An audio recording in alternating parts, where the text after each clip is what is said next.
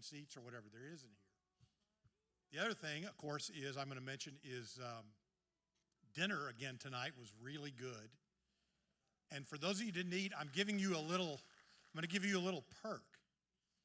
So the money you're going to save over the next 3 months on this gas tax holiday is going to buy you approximately 1.5 dinners upstairs. So keep that in mind when you are deciding whether you're going to come eat or not. Now, do you have that picture? So I got to revisit something. I have to revisit something from last week, and I told you all that were here about my complete disappointment at Trader Joe's discontinuing the dill pickle popcorn. Well, I was over there yesterday, and I reiterated to them how terribly upset I am. And the guy says, I have the perfect thing for you. I go, what? And he takes me over, and he gets me this bottle of Trader Joe's dill pickle seasoning. He goes, dude, this is the best stuff. You can put it on, take the bag of popcorn, shake it in there, shake up the bag, you've got dill pickle popcorn. Put it on anything, it's great. Well, I just want to tell you, it's not very good on pancakes. So if you ever get some, just keep that in mind. Eggs, no problem. Pancakes, forget it. All right, enough of that. I'm going to get out of here. We got a treat tonight. I think we have clearly the hardest working pastor in Methodism, and that's Walt Markham, to welcome us and also introduce our reviewer, Dana Harkey. So Walt, I'll give it to you, buddy.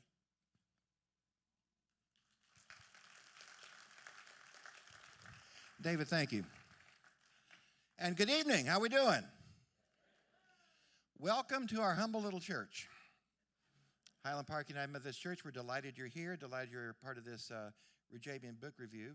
I'm Walt Markham. I came here 30 years ago as minister to youth. I'm still working with the same people.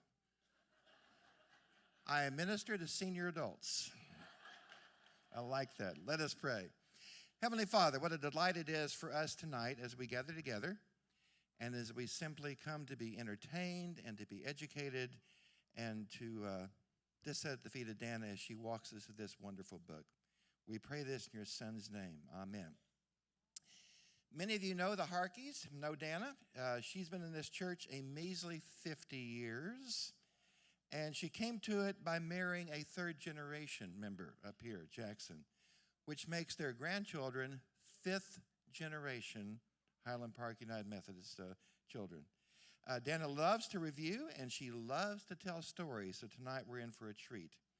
She is reviewing Enemy of All Mankind, the story of, you love this, piracy, power, and the history of the first global, and the year is 1695. Dana Harkey, welcome.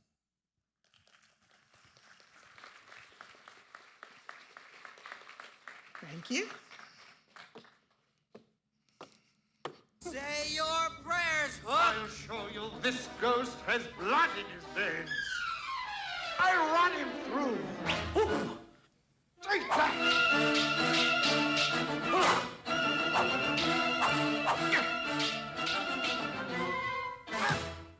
Yes, this Hook.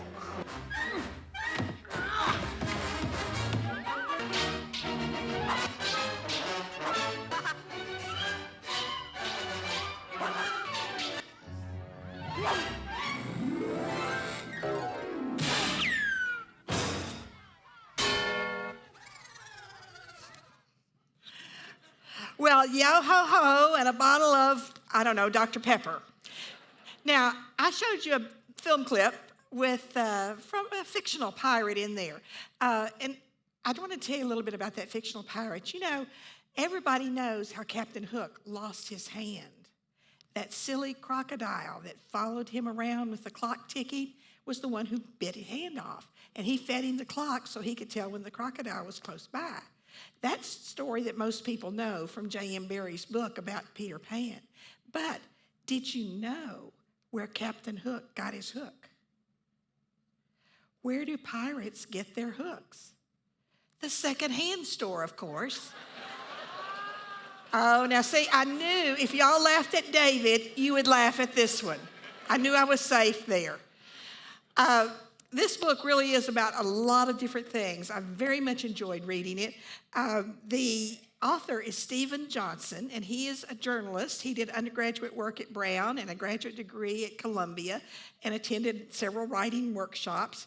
He's written several books. One was real popular with book clubs a couple of years ago. You might have read it. It's called The Ghost Map, where he mapped the city of London as it was during a cholera epidemic in the 1800s.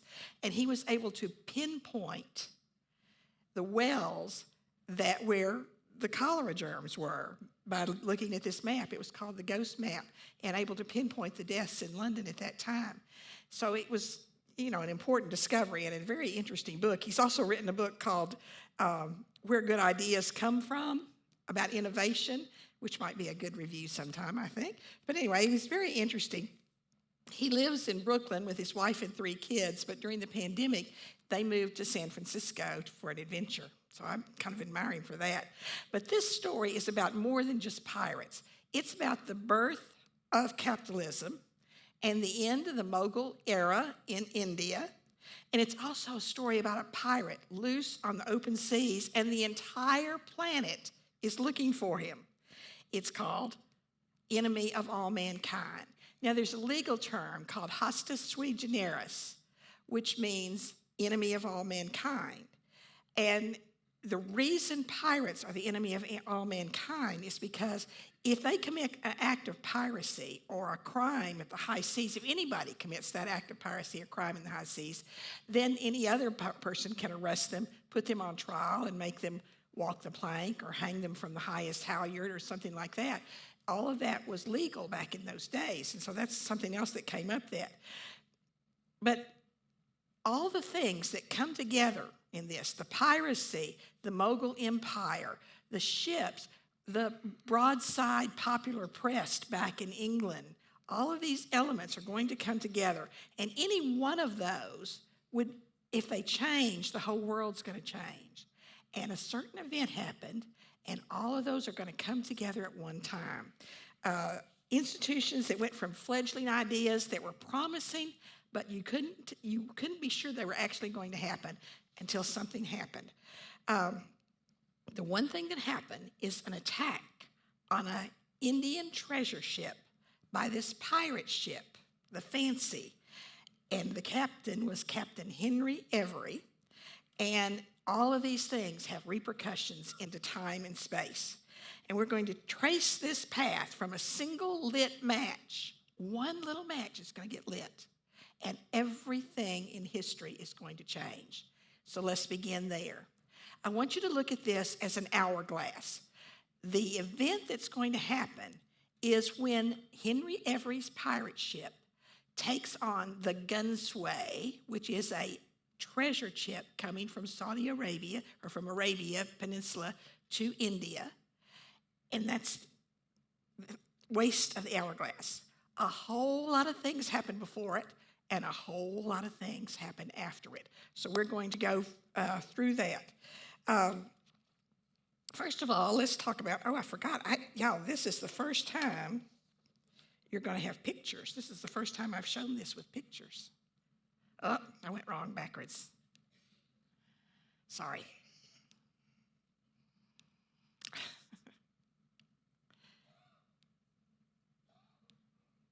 Okay, Jackson, help me out here.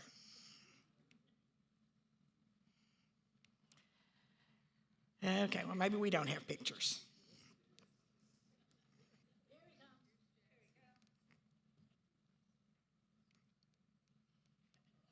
Point it at that. Okay, thank you.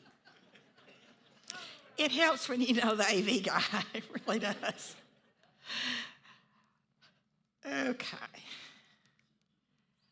That's Captain Henry Every.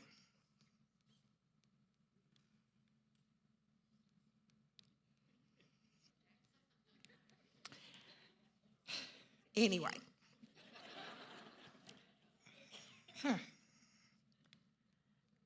That's Captain Henry Every. But I want you to think about, what is a pirate? Pirates they were nothing new. The event we're talking about happens in 1695. And the golden age of piracy was in the 18th century in the Caribbean. Think of Johnny Depp, the captain of the Pirates of the Caribbean, Blackbeard, all of those. That was what was called the golden age of piracy. But what we're talking about happens in 1695 in the Indian Ocean. But as far back as the Egyptian Empire, there were pirates. There are pictures and drawings on the Egyptian tombs of men coming in boats to coastal towns where they would loot and pillage and terrorize the local coastal communities. So that was the first example of piracy, and we can see that in Egyptian tombs. It spread throughout the coast on up into the Mediterranean, and there were even pirates on the Dorset coast of England. Richard was telling me that arg is a real pirate word, and it's really a pirate word because that's part of a Dorsetshire accent in England, the arg sound. And so that's how that came to be a pirate word. So all of that has been happening. The first use of the word terrorist was when James Madison wrote a letter to President Thomas Jefferson. James Madison was the ambassador of the fledgling United States to France. And he wrote a letter to Thomas Jefferson, the president, warning the president of the terrorists on the high seas, those people who would stop boats and pillage them and loot them and take over crew members, make crew members switch sides. And he called them terrorists. So that's really the first use of the word terrorist. But one other idea that I want you to be aware of is the Mughal Empire in India. And I really didn't know much about this until I started reading the book. Now it's working. That's the pirate ship. And I bet you all know a Mughal.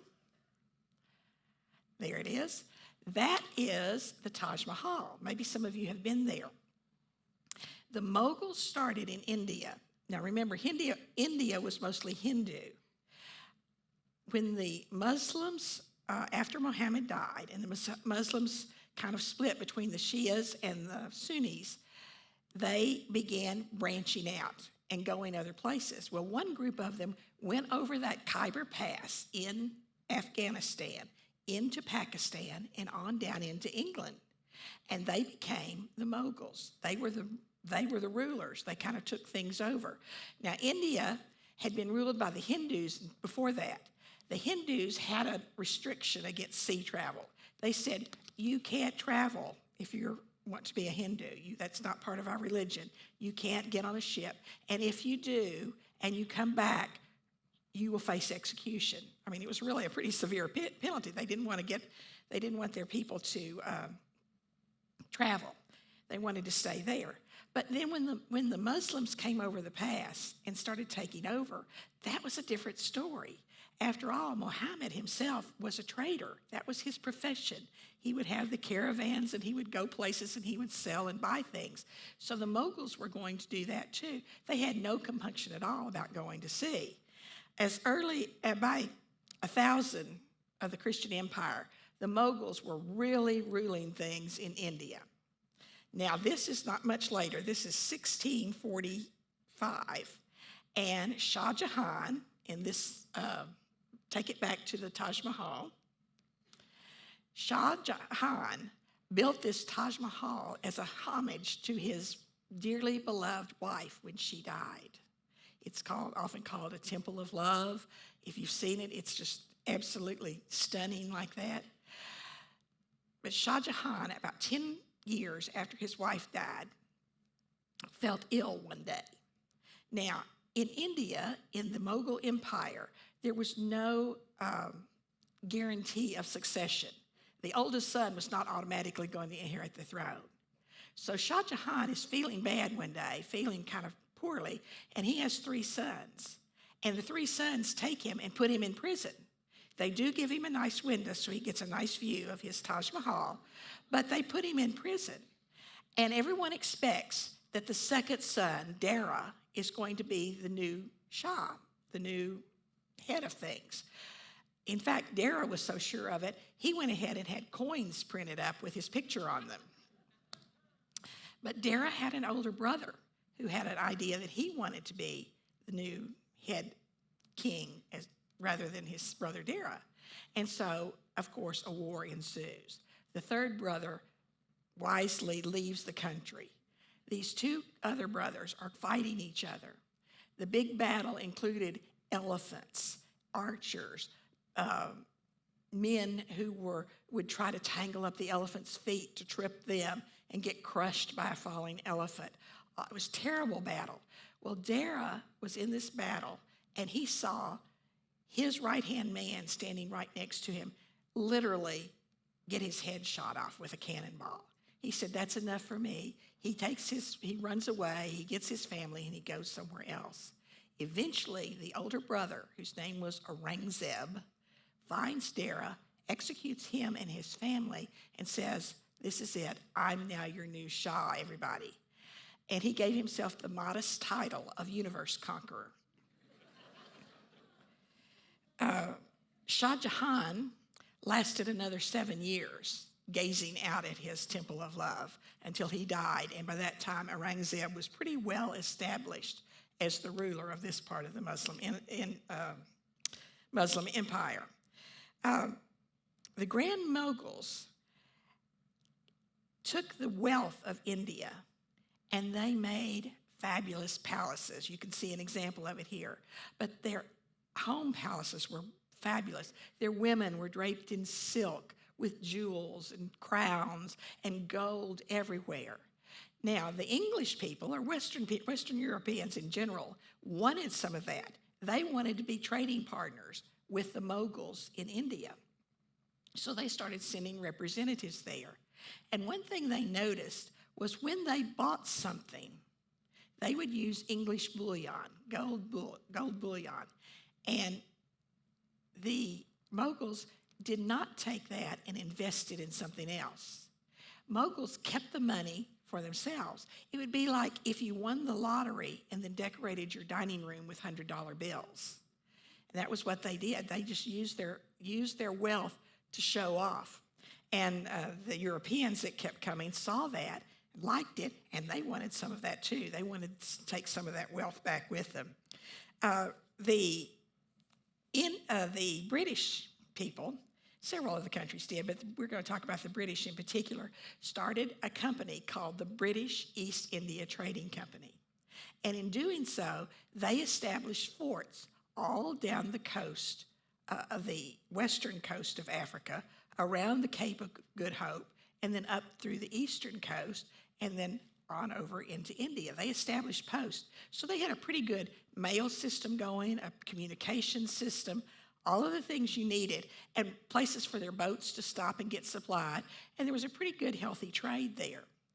Well, the British East India Company sent a man named Mr. Hawkins. Mr. Hawkins had been on a boat for a long time, all the way from England around the Horn of Africa, and then gets to India. And he is supposed to go find Aurangzeb and make a deal with him. Say, "We want to be your permanent trading partners. We can work a deal here." So he goes to Aurangzeb, who you can imagine was a pretty imposing fellow, universe conqueror and all. And so Hawkins had come in on the ship after being on the ship for months, and he had brought a taffeta suit that he was going to wear. So he got his taffeta suit out and he shook it out and put it on. You can imagine what he looked like. And he goes to the palace for dinner with Aurangzeb. The women are in silk saris with their gold and their jewels and their faces covered with those silk masks. He was just absolutely blown away. And he makes this deal with Aurangzeb. Now what the British East India Company can do is they, rather than just send a ship and one ship comes back with one load of treasure, now they can, and then they have to sell the treasure to different merchants.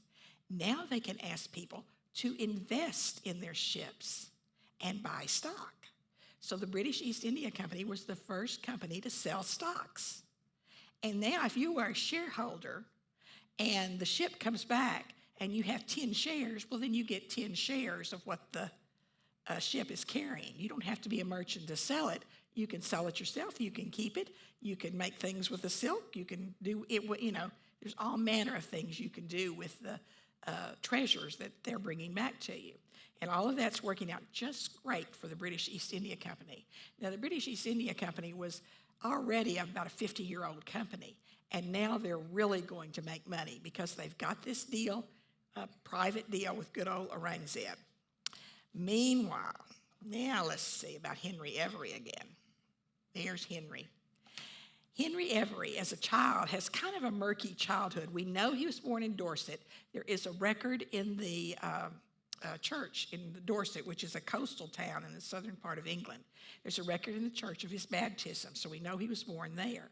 But then his history becomes fairly murky.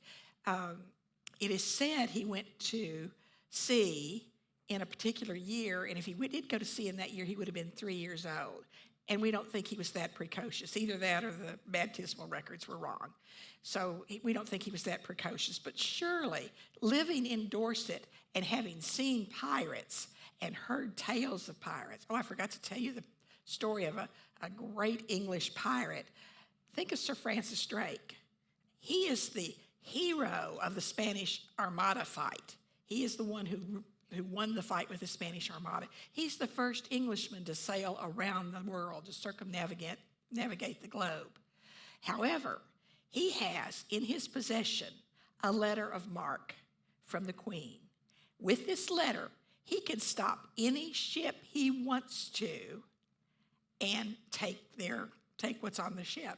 He can get their crew, he can get their money, he can get any treasure they have if they're returning from the Caribbean usually or from the Indian Ocean, because he has this letter from the Queen.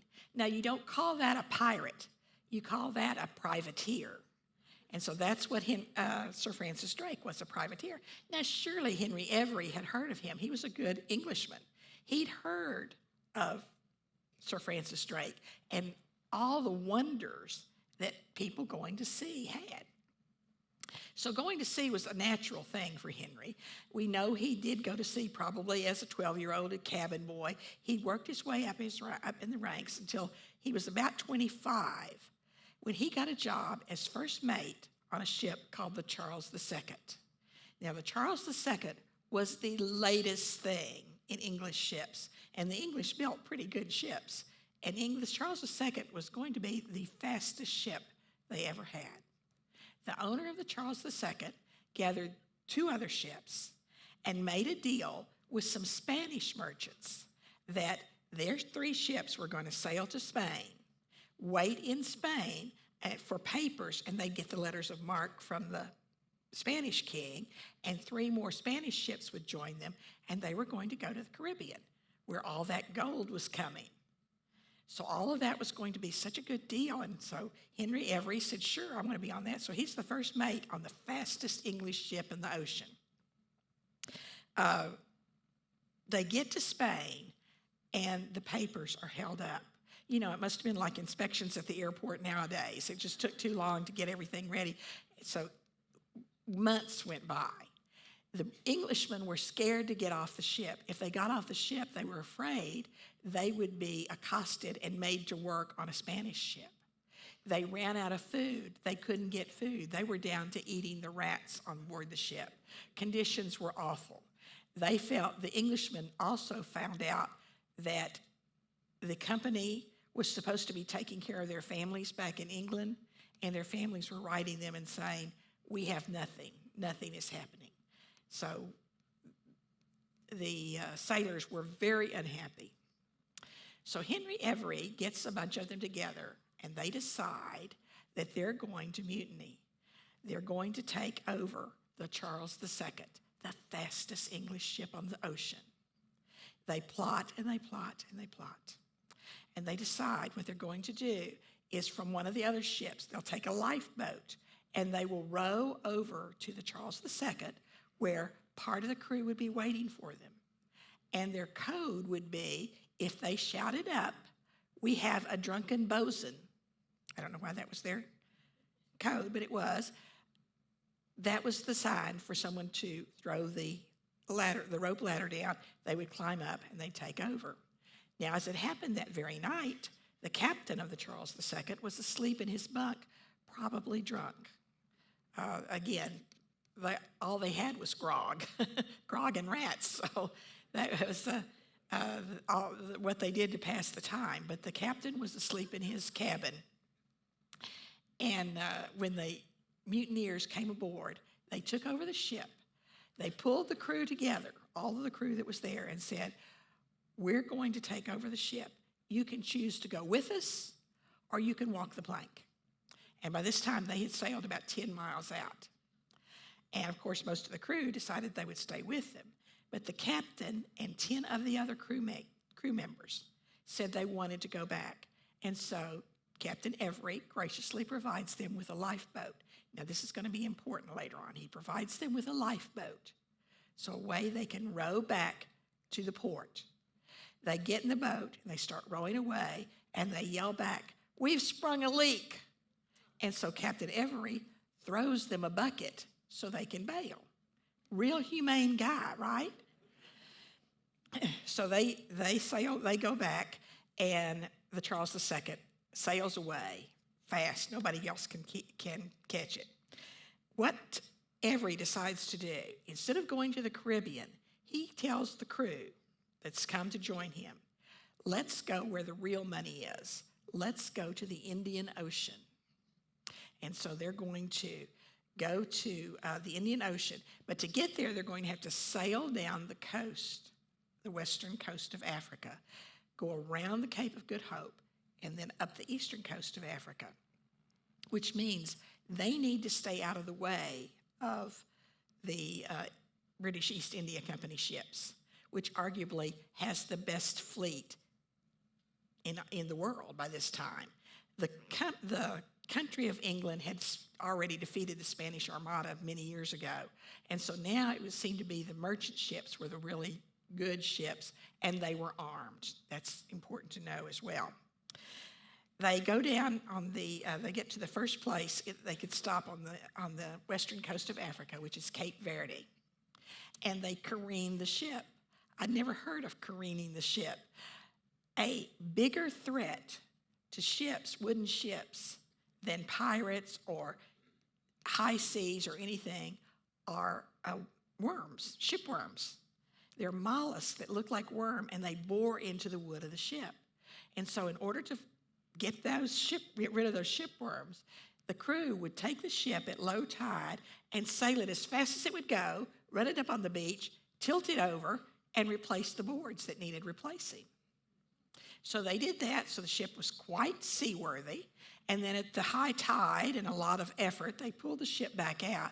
They took part of the forecastle off to make the ship even faster than it was.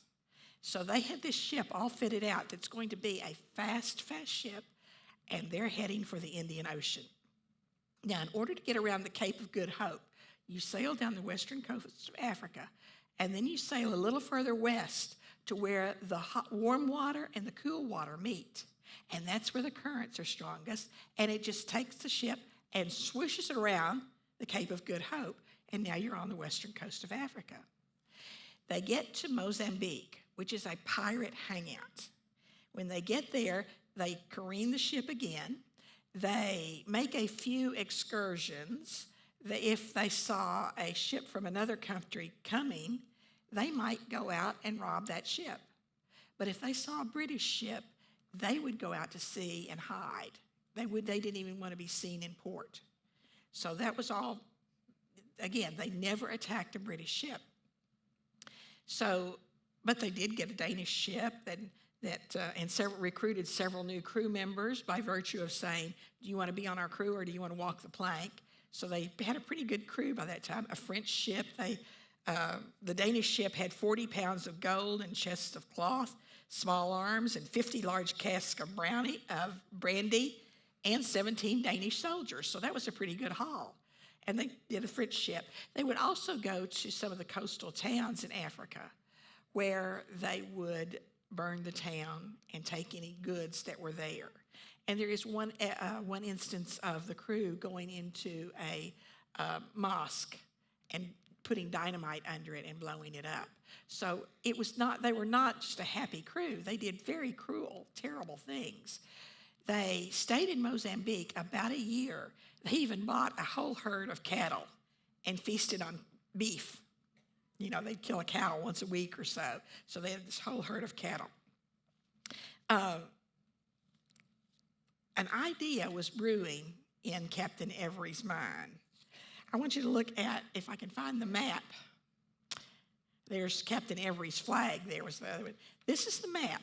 Now think about what you know about geography. Here is, you see India way to the east, and then the coast of Africa to the west, Mozambique, the island, and then the Arabian Peninsula. Now, the Mughals are in India. They're Muslims. What do Muslims have to do? Once a year, they have to travel to Mecca. The best way to get to Mecca was on a ship, and then you go up the western coast of the Arabian Peninsula because Mecca was easiest to get to from there. But look at that little narrow neck, the little narrow passage that they had to come through. So Henry Every says, this has got to be the best place to hijack another ship. So he decides he's going to take the Fancy, they've renamed the ship the Fancy, all the way up there, and they're going to lay in wait at this little narrow place where the returning ships from the Hajj would have to go. Well, he gets there, and there's 6 more ships. He wasn't the first one who thought of it.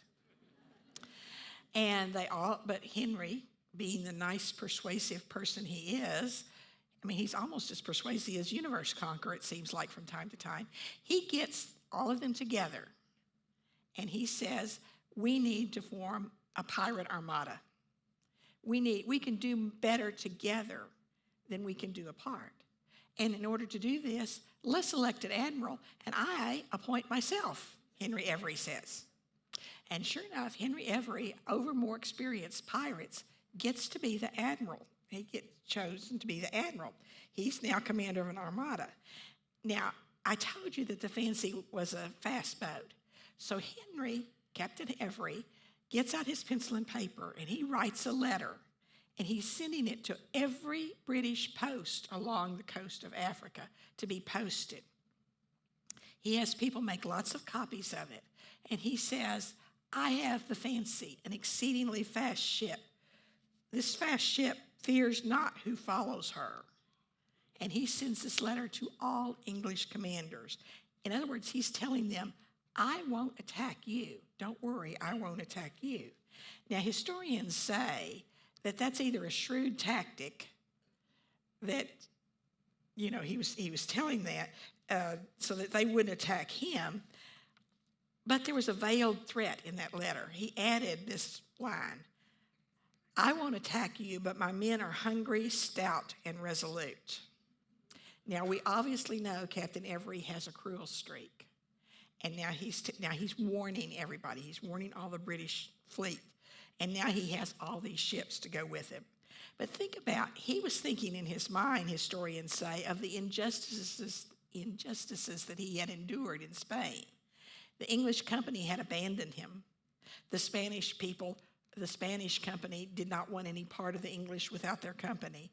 And he was thinking of all of that injustice when he now says, I'm going to be a pirate, and I'm going to look out for myself and my crew. So he gets up there to that little narrow place, and he's got his pirate armada, and it's about time for the Hajj to be over. And they're expecting the ships to come down that western coast of Arabia and through the little narrow neck of the Red Sea and into the Indian Ocean. They are expecting that. And I don't know why, and historians don't know why, but apparently the guard one night was asleep. And all of the Indian ships got out through the little neck before the pirates noticed them. Now, I would have hated to have been the guard in the crow's nest that day because surely he was keel-hauled, which is when they tied him to a rope and pulled him under the boat.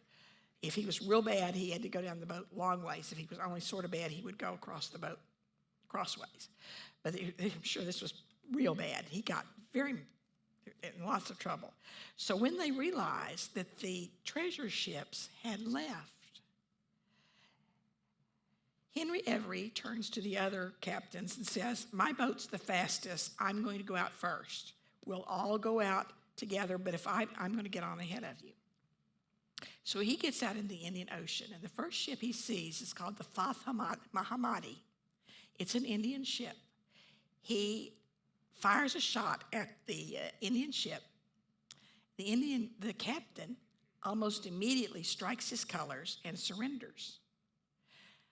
The pirates get on the ship, and there's probably in today's money about $5 million worth of goods and gold and gems and all the things that were there.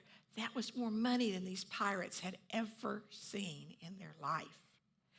And how the pirates divide things up is they elect one of their crew to be the quartermaster. And then all the money goes to the quartermaster. And the quartermaster apportions it according to the pirate's job on the ship. Obviously, the captain, the first mate, the ship's physician are going to get the big share. But everybody is going to get an equal share. And it worked. All the pirate ships did it that way, and they were all pretty happy with their wages. So let's see, the next picture. That's an example of what the gun sway might have looked like. They've already taken $5 million from the Fathamadi, and they tell the Fathamadi, you go back to India and you tell everyone what happened to you. But now they see the gun sway. Gun sway means exceeding treasure. And indeed, this ship was full of exceeding treasure. It was coming back from Mecca. They had bought a lot of things there. They had taken goods to trade, and they had brought more trade back. And so Henry Every sees the gun sway. There is a sailor, a young man in the crow's nest, and he looks out over the horizon, and he sees a ship coming toward them. And it's a small ship. He's not too worried. His ship is a large ship, and it's armed. But this ship is coming faster and faster. And suddenly he recognizes danger, and he calls down to the rest of the crew, danger ahead, danger ahead. And sure enough, here comes this ship coming fast. Now is the event that's going to change the world. All because of one lit match. This is the waste of the hourglass. There are two things that happen that each one of them had a 1 in 5,000 chance of happening, and they happened. Everything before has been building up to this very moment, and everything after is going to be totally changed. If you study history, and I know some of you do, you'll find that ancient history is always colliding with the present. It's in our genes, it's in our culture. But in this particular instance, there's several arcs of history that are going to change because of these one event, these two little things. The Indian wealth that's begun to accumulate hundreds of years before with the cotton trade, with dyes developed before the birth of Christ, that's going to change. The itinerary of pilgrims coming back from Mecca, that's part of what happened. That happened because this event happened because of that itinerary. The vast power of Aurangzeb, think about universe conqueror, and generations of Muslims ruling the subcontinent. The East India Trading Company is going to change. They're selling stock. They've got to make money. They've got a lot invested in that. And what's going to happen to the whole subcontinent of India when the East India Trading Company begins to take over? All of those things are going to happen because of that. And the long history of piracy on the high seas. All of those things come together. Now, any one of these stories can make or break a moment in history. And all of these come together in Henry Every's attack on the gun sway. And here's what happened. You can imagine that firing a cannon with any accuracy is very difficult. The captain has to maneuver the ship broadside while he's avoiding the other cannon fire from the other ship, and then hit a perfect arc to go up and hit the ship. Also, the cannons on this ship were maintained by the crew. They had to be kept scrupulously clean. They had to not have the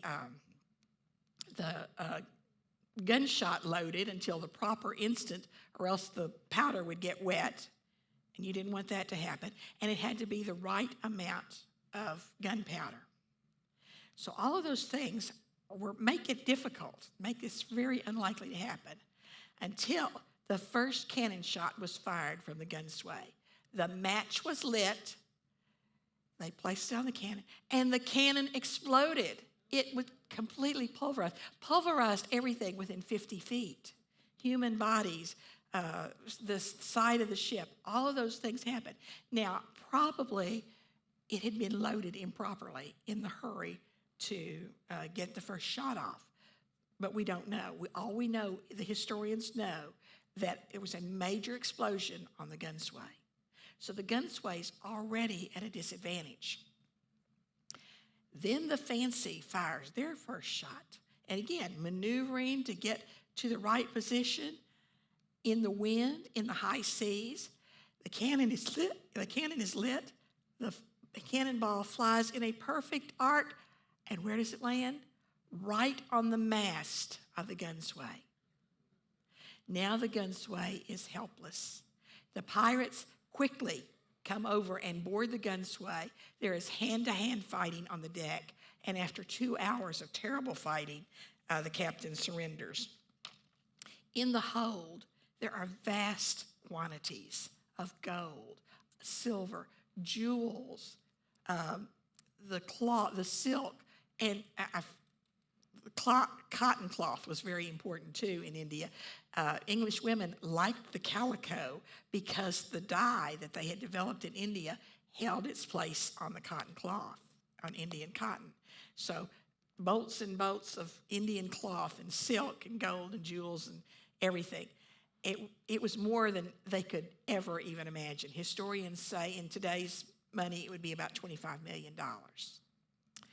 And then this is where the story gets a little iffy. The last hatch they opened, and they looked in, and it was full of Muslim women. And they were, it is said that it was Aurangzeb's granddaughter.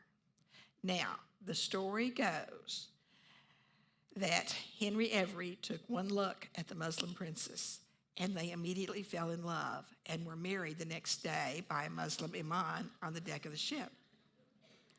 There are others who say the story happened, that the women were pulled out and terrible things happened to them. Now, the reason that's important is in England, back in England, the broadside press tended to romanticize piracy. They would write the sea chanties, which of course were sung to the same tunes that the bar songs were sung to. They would write the sea chanties so people knew them. They would write heroic feats of the pirates, privateers, pirates, and people loved reading that. So did the English broadsides romanticize that happening? Were the women terribly abused and killed?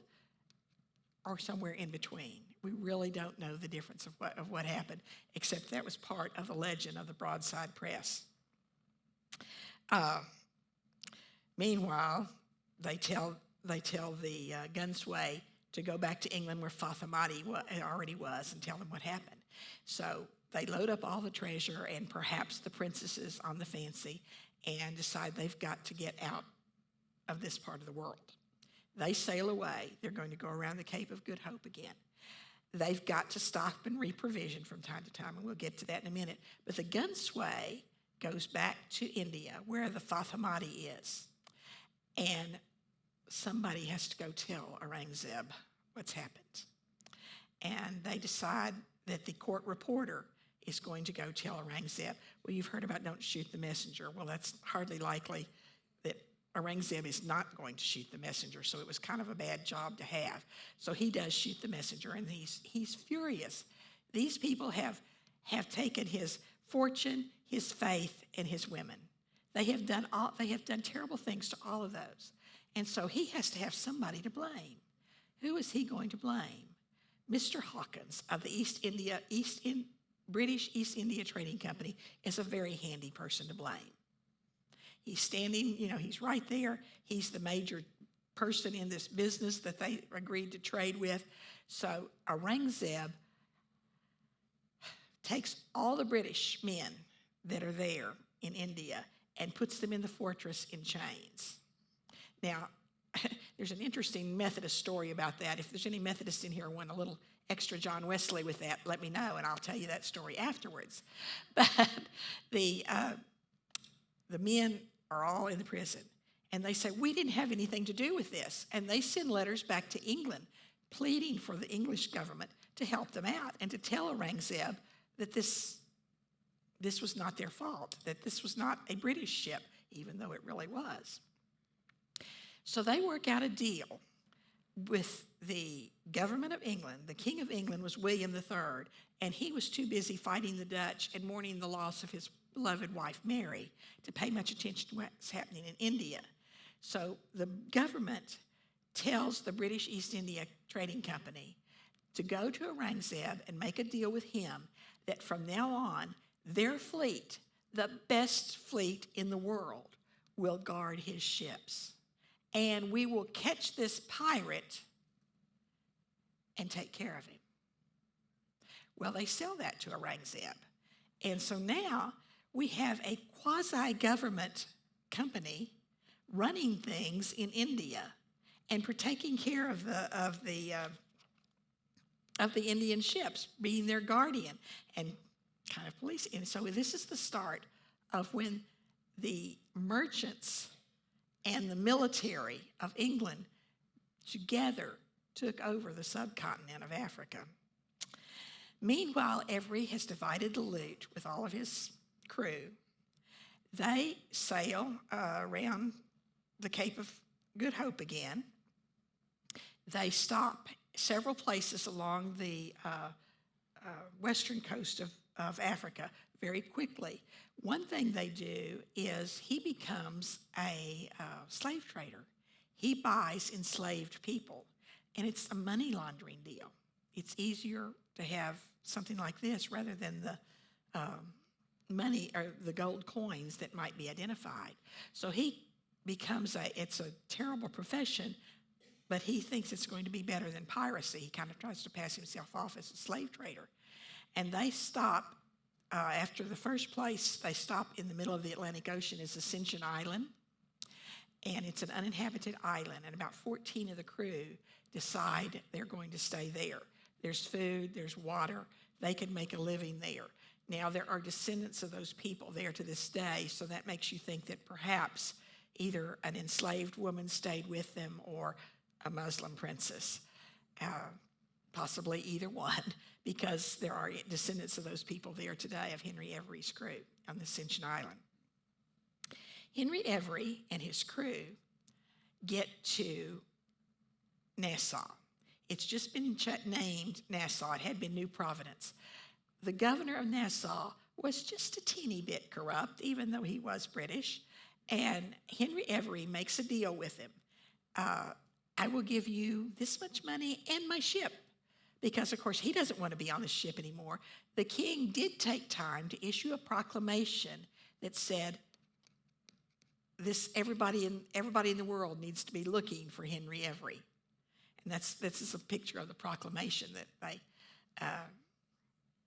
that the king issued. So Henry Every's a wanted man. He doesn't want the fancy ship anymore. He gives it to the governor of Nassau along with some money, and the governor of Nassau says, okay, you all can live here. Some of them decide they're going to go back to England. Henry Every and 3 other sailors decide they're going to go back to England, but they're going to come in through Ireland. And that is the last we have heard of Henry Every. However, some of the other sailors, part of the crew that went back to England, some of them were rather careless. One man was staying in an inn, and he had left his coat in his room at the inn when the chambermaid came in to clean up, and she picked up the coat and shook it, and it went clink, clink, clink. So she explored, and there, sewn in the lining, were these gold coins. Now, the proclamation also said, if anybody turns in a pirate, they will get 1/3 of the loot. So, of course, the chambermaid turned them in, and he was arrested. Finally, six other of Every's crew were arrested. They were taken to London. They were shown the gallows that were being built right there on the docks because they were so sure they were going to be found guilty. They take them and they put them on trial. Now, their peers, a jury of their peers in England, the first charge that's against them in the first trial says they were pirates for robbing Aurangzeb. Well, nobody in England cared about that. And believe it or not, they were found innocent. They said, we didn't do it. We didn't mean to. It was just one of those things. And after all, we had the letters of marque, and it was okay. And they were found not guilty. Well, the British East India Company were frantic. What's going to happen now? Aurangzeb is going to be furious. So they re-arrest the 6 crew members. And this time they put them on trial for mutiny, for the Spanish mutiny, when they took over the Charles II in Spain. Well, that gave them a little more reason to dislike them. And their defense was, look, we didn't mean to do that either. I mean, after all, we gave the captain a lifeboat in this bucket. We saved his life. That was their defense. So they began to worry. And eventually, sure enough, they were found guilty. And all 6 of them were hung on the docks, and their bodies left there as a warning for other pirates. By 1703, and they hung Henry Every there in effigy too. By 1703, William III did this proclamation, that's the trials, did the proclamation. And the proclamation said, any pirate who turned against their former shipmates and reported them to the authorities would receive our most gracious pardon for the piracies committed by him. In other words, even if a crew member turned on Henry Every and told them where he was, they would get their pardon. They would get a royal pardon. And the proclamation went on to say that they would also receive 1/3 of any treasure recovered by the state based on their information. So basically, a pirate living outside the law could receive clemency and a reward by turning in his fellow criminals. This offer applied to every single royal subject who had turned into piracy except one, Henry Every. Now, usually this is where I end my review. But last year, and the book was written in 2020, so it's about 2 years old. A couple of months ago, and I was thinking about doing this review, and I wanted to do something different. I came across a news account that some archaeologists, this isn't just anybody out digging up gold, some archaeologists on the coast of North Carolina and the coast of Rhode Island had dug up some gold coins. Now, many pirates buried treasure along the east coast of Americas. Blackbeard has one, and people are always still looking for Blackbeard's treasure. These coins that were found were in Arabic, and they were dated 1694, just before Henry Every took over the Gunsway.